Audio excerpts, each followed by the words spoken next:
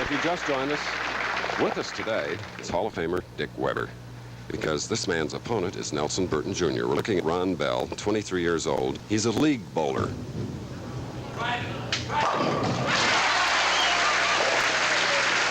Well done, Dick.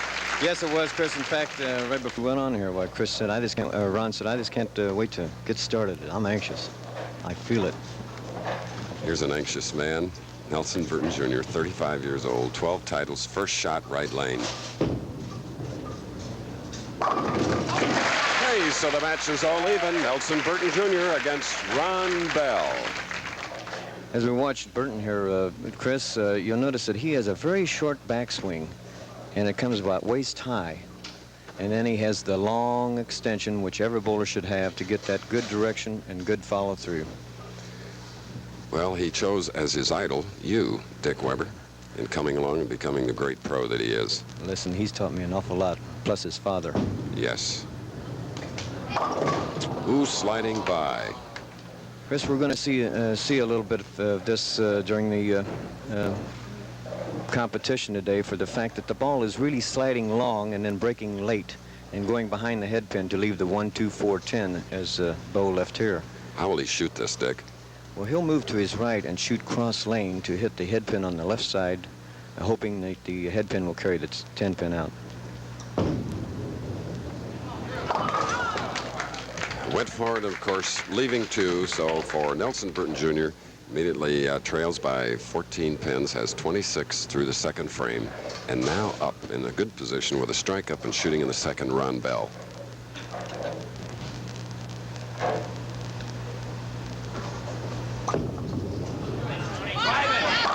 Into the pocket and a double. Boy, he is a powerful 23-year-old. Yes, he is.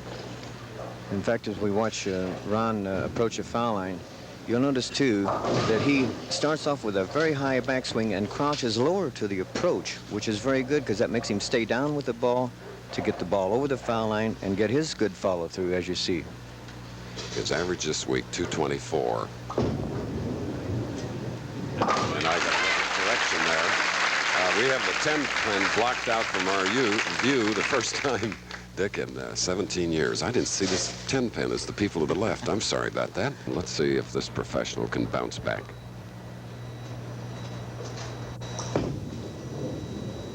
A little sweeper in the third frame, and he gets his second strike. The left lane to him is the one that he chose to finish on, and he was very light, leaving the war shot on this particular shot, the first shot. So let's see if he makes the adjustment.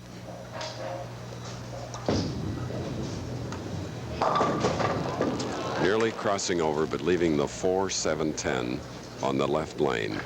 Nelson Burton Jr. and Dick, you know, as we watch that last stroke, coming up quite high. Well, I'm quite surprised because leaving the 4, 7, 10, he chose to finish on that particular lane. He had a little more confidence on it. But once in a while, you just get too lazy and lackadaisical and forget what you're doing. Bo going for it. Now he has his second open frame in 4 frames. Leads by 16. Oh, it comes up with a split here. Coming in the 9th frame, a 210. Chris, this is the famous leave all week, the 210.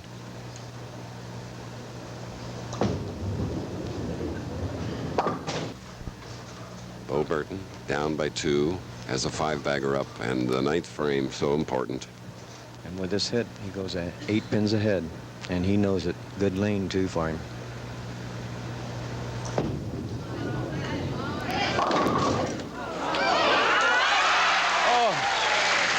Well, you need a little of that in any sport, whether it's putting, whether it's bowling, anything. Let's look at this view. Watch the roll of the ball, slide very far down the lane, breaking in late. And then I think it's the 4 pin that just did whip around and hit the 7 pin. Very interesting shot. Now Burton leading by 8, shooting in the 10th.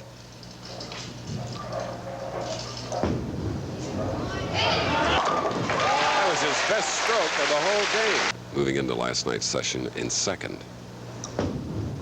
He was worried about me. That's right. Boy, he has strung them now. He has 7 in a row. Lots of experience. $228.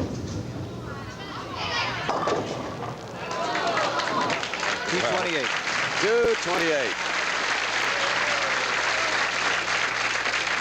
Now, after an open tournament leader, Jeff Mattingly. That's for sure, Chris. And surprisingly, he's letting Burton finish on the left lane, and Burton's been having more of his trouble on lane 30 than or the right lane. First stroke. And strike for the big fella.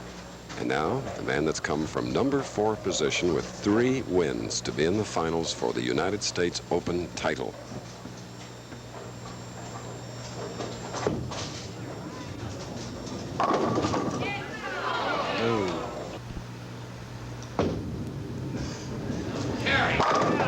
That powerful strike coming after a spare. 124 through the 6th, strike up. Boy, does he cover the boards, Chris. He really sends that ball out. Very much so.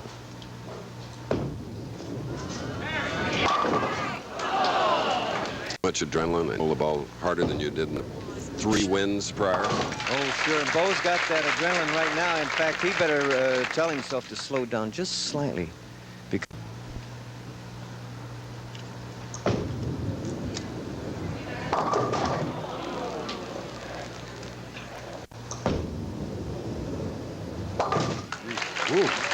Had 2 close calls today. The main thing is the U.S. Open title. Right. Really.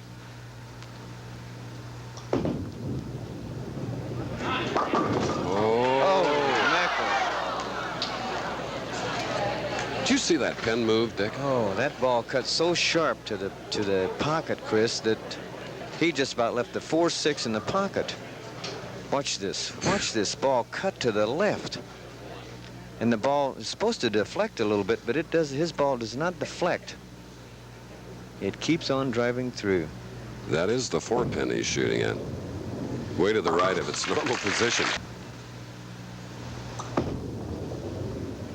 All right, now, Chris, here's the situation. After he made that spare, he's still 1 pin up. Now, count is very, very important to Bo. So he either wants at least a 9-pin count or a strike preferably. But it's very, very important to him. And being on this job as he has in the past, I know he knows that. But I'd just like to remind our league bowlers about it. And our millions of viewers, and we thank them for tuning in each week to the Professional Bowlers Tour. Live coverage.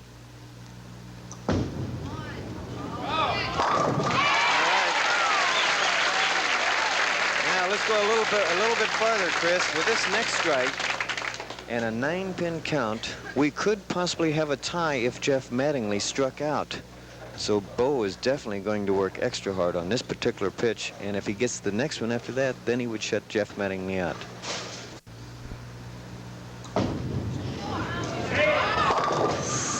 Oh.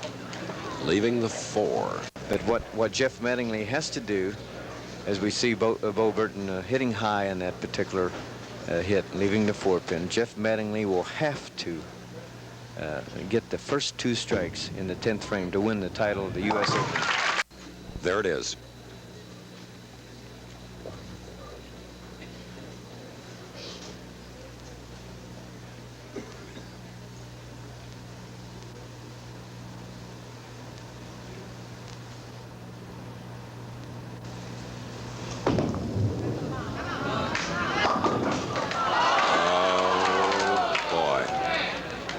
There you got it, Chris. Yep. Bo Burton, the U.S. Open champion. Why don't you interview yourself? Well, Nelson, in 1966, you lost the same tournament to Dick Weber by 3 pins, and you should have beat him by 20. Guess what? In the first game, Dick Weber predicted that you'd win, go all the way, win 4 games.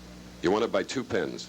Well, I liked his prediction, but at the start, I was a little shaky, and I just thank the dear Lord. I got the breaks all week. The things went my way, and I got one little thing to say to Nikki Burton, my little daughter, that I won the cake and she can eat the cake. Aww.